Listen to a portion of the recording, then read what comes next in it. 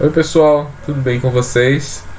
Hoje vamos ter mais uma aula de geografia e hoje a gente vai falar sobre as instituições da União Europeia. Porém, a gente também vai falar de outras coisas, como a crise da União Europeia, como alguns problemas sociais da União Europeia, e também vamos falar da saída do Reino Unido da União Europeia, o que ficou conhecido como o Brexit, ou a saída do Reino Unido da União Europeia. Então, sem mais delongas, vamos para a aula de hoje. Bom, quais são aí as instituições da União Europeia? Vamos lá. Primeiramente, a gente tem o Conselho Europeu, certo? Bom, esse Conselho Europeu, basicamente, eles definem as políticas gerais da União Europeia, certo? Então, assim, o que seria a política geral, pessoal? São as escolhas que a União Europeia ela vai tomar, né, para que todos os países ali possam seguir aquelas regras, tá certo? Então, esse Conselho Europeu ele é formado pelos chefes de estados ou governo dos países membros, tá bom? Ou seja, quem cria essas políticas gerais são os próprios presidentes, chamados, né, os chefes de estados, tá certo? Através de uma comissão europeia, tá bom? Entretanto, há um presidente, certo, que é eleito pela maioria, certo? Cujo mandato é de 2 anos e meio, ou seja, a cada 2 anos e meio, um dos chefes de estados lá dos países da União Europeia, ele é eleito e ele fica como presidente do Conselho Europeu durante 2 anos e meio, podendo ser renovado uma vez, ou seja, ele pode ser reeleito, né? Pode disputar a reeleição. Outra instituição seria a Comissão Europeia, tá? Esse aqui é basicamente encarregado de colocar as políticas criadas pelo Conselho Europeu em prática, certo? Bom, a sede da Comissão Europeia fica em Bruxelas, né, na Bélgica, e é formado por 28 comissários, um para cada país da União Europeia. Cada um é nomeado um candidato a presidente. Aí cada presidente, pessoal, ele deve ser aprovado pela maioria do Parlamento Europeu, certo? O Parlamento Europeu são os candidatos, né? Lá, como se fosse, vamos comparar como se fosse o nosso Senado e o nosso Câmara dos Deputados, certo? Aqui no Brasil. Então o Parlamento lá, né? Eles que colocam aí esses 28 representantes que dirigem a Comissão Europeia, que é o que coloca as políticas, né, criadas pelo Conselho Europeu. Já uma outra instituição chamada de Parlamento Europeu controla basicamente a Comissão Europeia. Veja que há uma hierarquia aqui, né? A gente falou de Conselho Europeu, né? De Comissão Europeia, agora de Parlamento, que controla essa amiguinha aqui, tá bom? Então o Parlamento Europeu controla a Comissão Europeia e aprova pressupostos comuns. O número de deputados que compõe é proporcional ao número de habitantes de cada país, com no mínimo 6 e no máximo 96 deputados. Eles são eleitos a cada 5 anos pelos cidadãos europeus, certo? Ou seja, o Parlamento Europeu, pessoal, é o que eu falei, né? Como se fosse a nossa Câmara dos Deputados aqui no Brasil, certo? E qual a função dele, né? A função dele é aprovar o que esses caras aqui criam, né? Então esses caras aqui, eles criam políticas, tá? E o Parlamento basicamente vota, né? A favor ou contra. A gente tem o Tribunal de Justiça também, né? Veja que a forma de governo dos países na Europa é muito parecido com o Brasil, tá? O Tribunal de Justiça, ele assegura o respeito às leis, certo? Ou seja, esse camarada aqui, o Tribunal de Justiça, ele é quem obriga, né, os caras a cumprirem todas as leis que foram criadas através dessas políticas gerais da União Europeia, tá? Ele também atua como árbitro dos conflitos entre os órgãos da União Europeia e entre os Estados membros. E ele tem sede em Luxemburgo, tá? Então, além de eles obrigarem aqui a cumprir as leis criadas, o Tribunal de Justiça da União Europeia também atua aí como um juiz, um árbitro, né? E tenta apaziguar ou conter as brigas e picuinhas dentre os órgãos da União Europeia, certo? Temos também o Comitê Econômico e Social, que é responsável por prestar consultoria às propostas da Comissão Europeia, certo? Então esse camarada aqui, ele basicamente, né, ele é um consultor, tá? Ou seja, ele vai levar aí, né, melhores formas de como aplicar essas políticas na União Europeia. Aqui a gente tem o edifício do Parlamento Europeu em Estrasburgo, na França, certo? É uma fotografia de 2017, tá certo? Não tem nada a ver, né, com as arquiteturas brasileiras, né, de Brasília, né? É basicamente todo em vidro, tá? Para você que estava pensando em deputado e pensando lá, né, nas obras de Oscar Niemeyer, veja que aqui a gente já tem, né, outra construção, tá certo? Então esse é o Parlamento Europeu em Estrasburgo, na França. Bom, políticas comuns da União Europeia. A gente vai ver agora que, como a União Europeia é um bloco econômico, os países, eles se juntam, né, criam as políticas, e essas políticas são comuns, ou seja, pessoal, todo mundo, né, lá, todos os países da Europa, eles têm que seguir, vamos dizer assim, tá? Bom, uma dessas primeiras políticas comuns da União Europeia é o PAC, ou famoso Política Agrícola Comum. O que é o PAC, pessoal? É basicamente um fundo de financiamento, tá? Para que os produtores rurais, né, produzam. Então, olha só, o PAC, né, a Política Agrícola Comum, é a base da política agrícola dos países membros, financiadas pelo Fundo Europeu. Seus objetivos quais são? É evitar a competição de produtos agrícolas estrangeiros e manter o nível de vida dos agricultores europeus por meio de garantia de preços mínimos de venda de produtos. Ou seja, o PAC é um recurso, vamos dizer, um dinheiro que vai para os agricultores da Europa, e o principal objetivo é evitar que por exemplo, produtos de outros países entrem, né, na União Europeia. Por exemplo, vamos dizer assim, isso aqui, né, eles dão dinheiro não, emprestam, né, na verdade. Eles emprestam aí dinheiro aos agricultores, né, com juros baixíssimos. E aí o que acontece, né?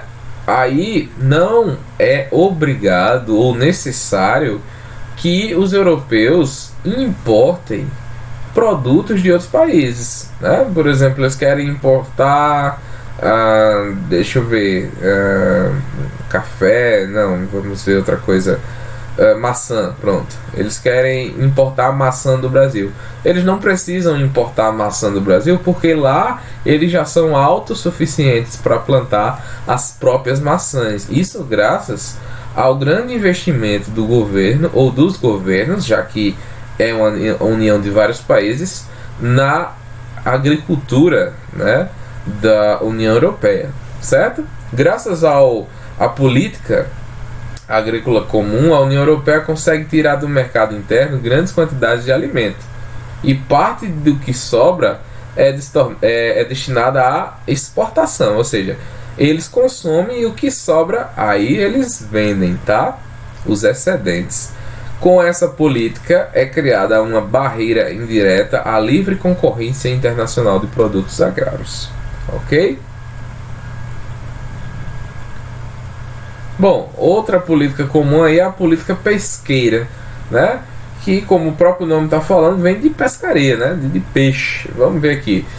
Essa política compreende acordos para explorar as fronteiras marítimas e dá incentivo a modernizar a frota de barcos, né, para pescar, e também investir na indústria, né, como um todo, e principalmente os grandes navios para essa prática, né, a pesca.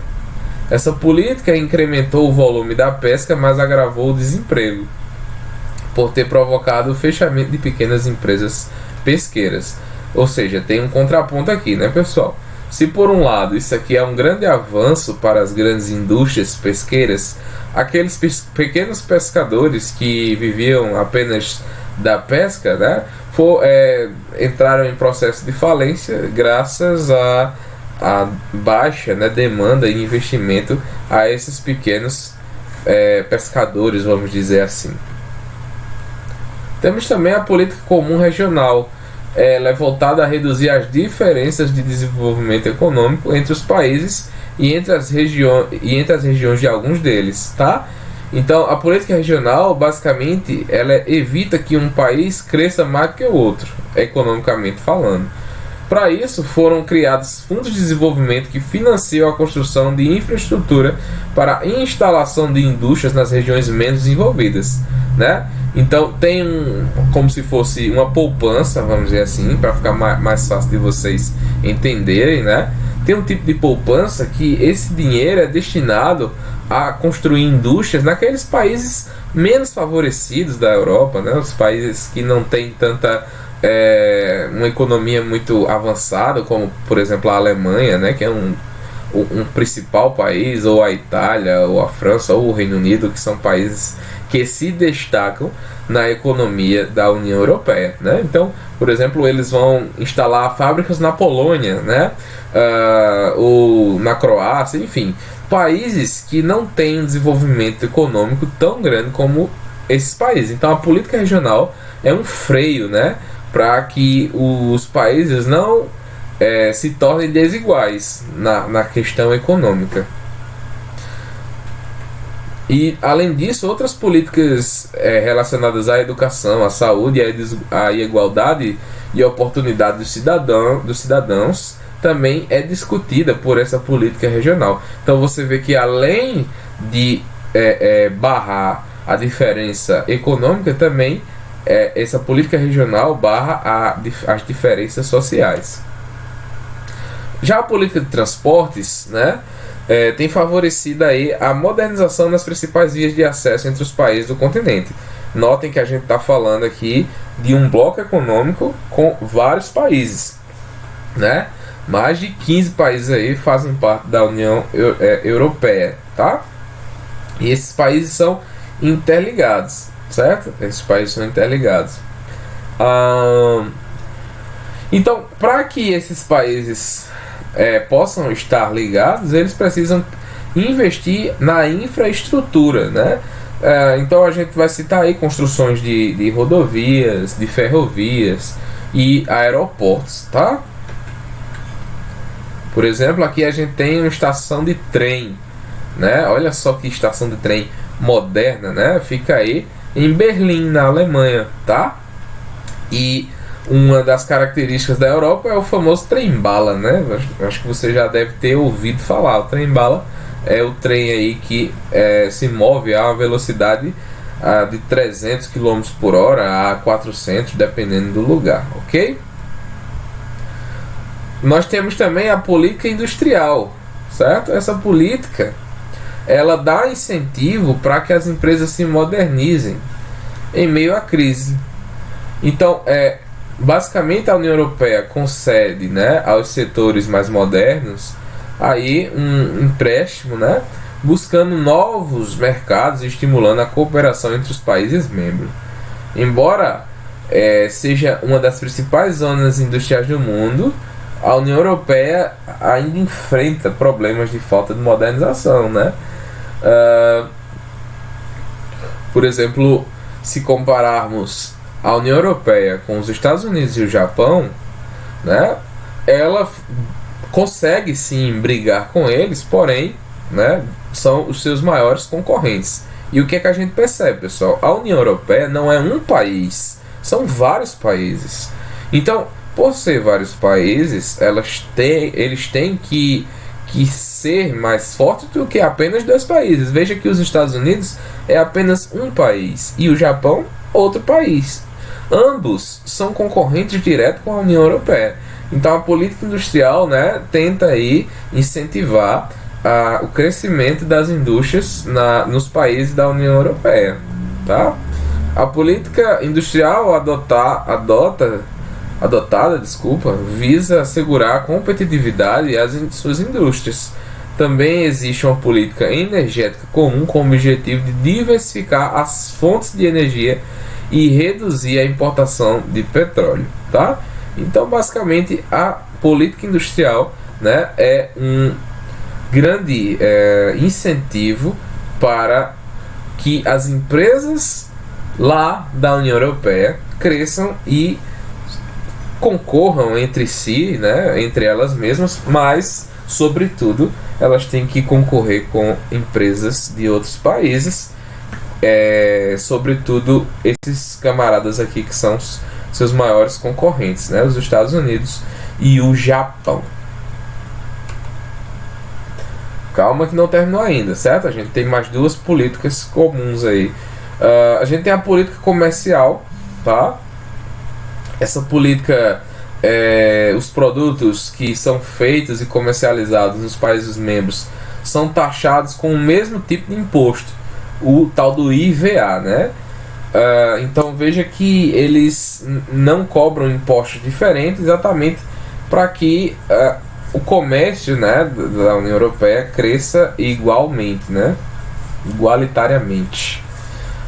Principal potência comercial do mundo, a União Europeia vende produtos agrícolas e industriais e compra matéria-prima em geral e manufaturas de alta tecnologia.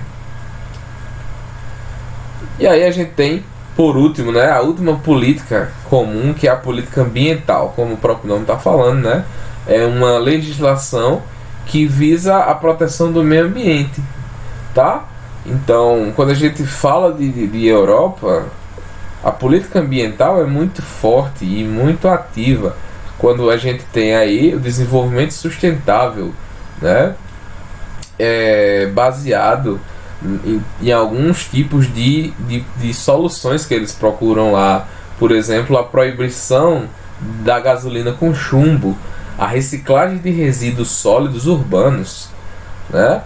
A proibição da fabricação de uso de clorofluorcarboneto e a utilização de energias limpas, né? Então, por exemplo, a Alemanha hoje existe ônibus coletivos, né? Ônibus públicos que são movidos a energia solar, né? Então veja uma forma de alcançar, né, essa política ambiental, esse desenvolvimento sustentável, né? Os europeus, eles evitam muito andar de carro, por exemplo, né? Eu até mostrei para vocês um texto na aula passada, né, na atividade da semana passada, sobre a questão do uso das bicicletas nas cidades europeias, certo?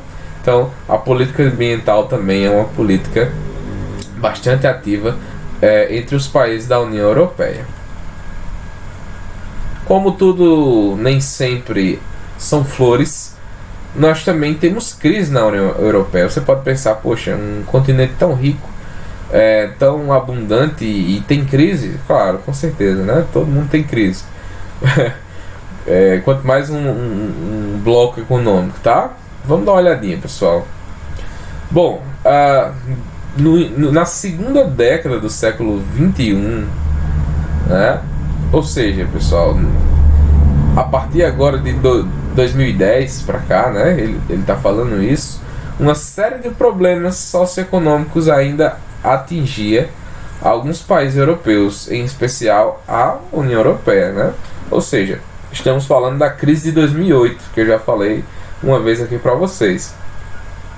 Com o endividamento de muitas economias da União Europeia e a discrepância entre outros graus de desenvolvimento econômico e humano dos países da zona do euro, haviam deixado os estados à beira da falência, né? Então, se você recapitular a crise financeira, você vai lembrar, né, do baixo poder de compra, da crise entre os bancos, né? O pessoal comprava imóveis e não conseguia mais pagar, e isso foi uma catástrofe mundial, né? E não podia ser diferente, atingiu aí a União Europeia também no ano de 2008. Portugal, Itália, Irlanda, Grécia e Espanha, grandes captadores de empréstimos, foram afetados, mas graças a eficientes medidas econômicos sociais, boa parte desses países se recuperou e estão se recuperando até hoje, para você ter uma ideia. Por exemplo, vamos citar o caso de Portugal, que investiu muito no setor do turismo para tentar recuperar a sua economia, né, entre outras medidas. A instabilidade de Portugal gerou incertezas sobre a permanência de alguns desses países no bloco. Então, com essa crise, quase que alguns países do bloco União Europeia, quase que eles saem de lá, né? Bom, aqui eu tenho um artigo que eu não vou ler, mas eu trouxe porque ele é bastante interessante e você pode revisar essa questão da crise de 2008, né, e os impactos sociais. Então você pode abrir o seu livro, tá?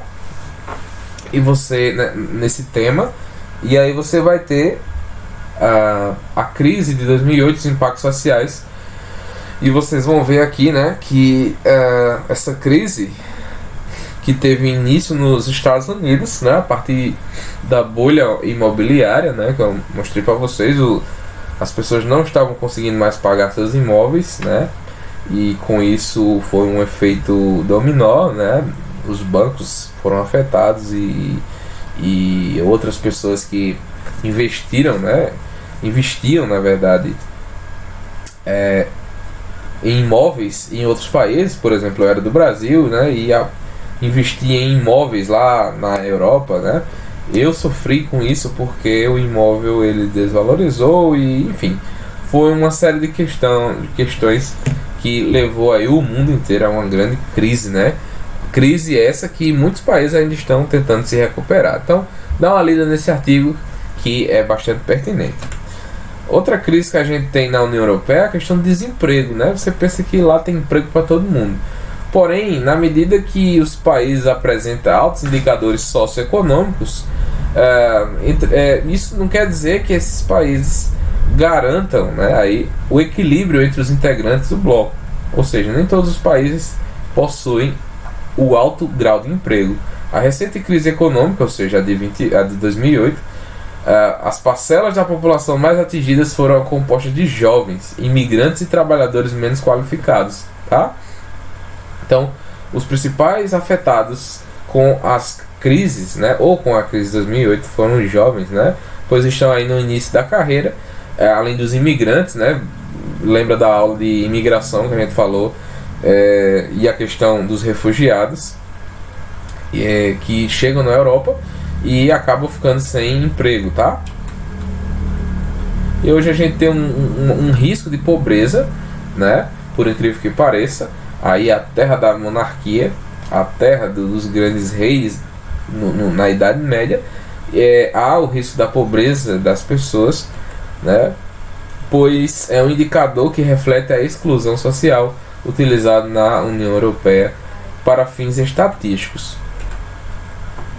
Considera-se que o risco de pobreza entre as pessoas que recebem mensalmente menos de 60% do rendimento médio mensal por pessoa no país onde vivem.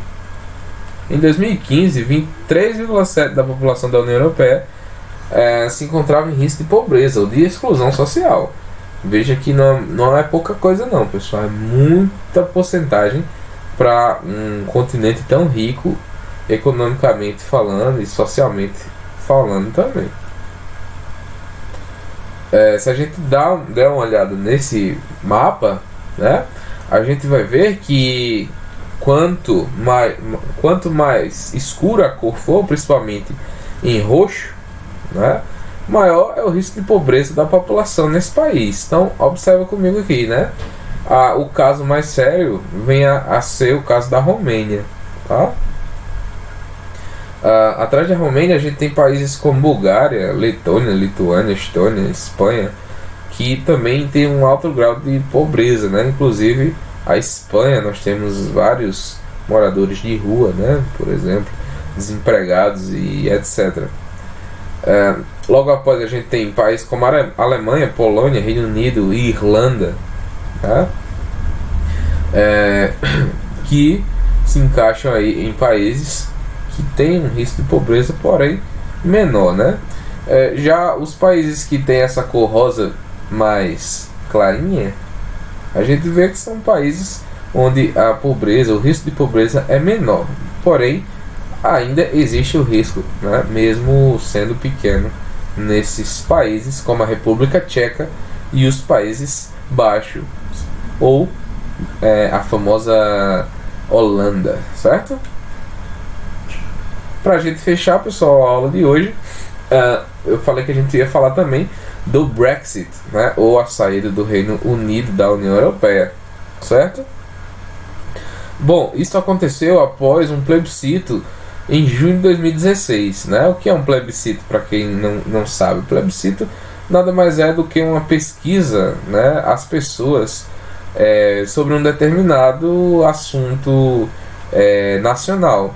Então, foi feita uma pesquisa entre os ingleses, tá? E aí eles votaram, né, em 52% para tirar o Reino Unido da União Europeia, tá? O acesso ao mercado comum europeu, mantendo os acordos comerciais para a troca de produtos e serviços com outros países do bloco, faz parte das negociações que deverão ser votadas no Parlamento Britânico e no Parlamento Europeu em março de 2019, para que seja confirmada a saída do bloco. Então isso aqui, né, é uma matéria, certo? E que mostra uma premonição, né, um preview, vamos dizer assim. E hoje realmente o Brexit saiu, né? Saiu da União Europeia, certo?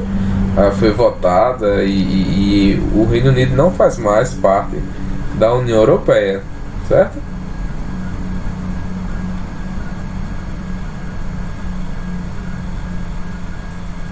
Bom, isso foi causado, né, através de partidos políticos com formações populistas e nacionalistas que foram ganhando força, né, em diversos países, e eles contestavam, né, formas e atitudes que a União Europeia tomava, certo?